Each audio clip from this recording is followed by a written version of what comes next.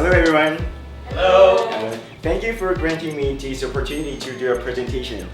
Let me start by saying a few words about myself. My name is Youngyeol Kim, and you guys know my name is Jeff in English name. And I'm 24 years old from Korea, and I'm a Gongju University student, and my major is English education. I'm going to tell you about the English education of Korea. I'd like to talk about the situation of Korea's English education. As you know, Korea is an EFA country, and which means English as a foreign language. And Korean students are less exposed to English than other ESL countries.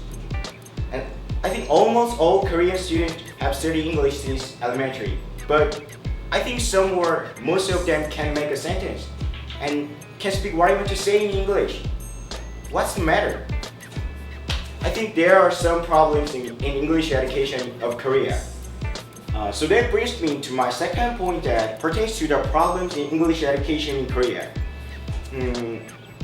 I think almost Korean students consider English as a learning process, not as an acquisition of language.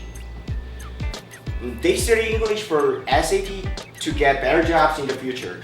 Primarily, that is the reason why they are so obsessed about getting high scores in the English test without any purpose of learning English. If so, what is the purpose of learning English? I'd like to say that the main purpose of learning English is communication. Also, the other areas such as reading, writing, and listening are also important. But if language isn't used to communicate, it might be useless. However, most of English classes in Korea consist of reading, grammar, and vocabulary. Moreover, students don't take the lead during their classes, and only teachers speak in English class with few students' participation. I think that way is the worst method of teaching English. Recently, Korean government selected a new English test system called NEET. And NEET is also known as National English Ability Test, and this is an internet-based test like TOEFL. And this test consists of reading, writing, listening, and speaking. And now I have questions. Do all students have to take the test on writing and speaking parts that even schools don't have enough classes on writing and speaking? And do all students who prepare for that test should buy computers?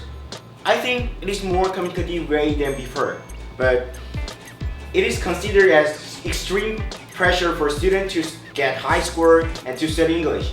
Not to mention, parents may face higher expenses for their children's private English education. What can Korean government do to resolve these problems? I think schools should give students more chance to be exposed to English, and students must know the reason why they must learn English. To sum it up, English classes in Korea should be communicative and should be led by students themselves. And reading, speaking loudly, plus the acquisition of English by repetition take precedence over reading, vocabulary, and grammar. Thank you for listening, and may you have a great day.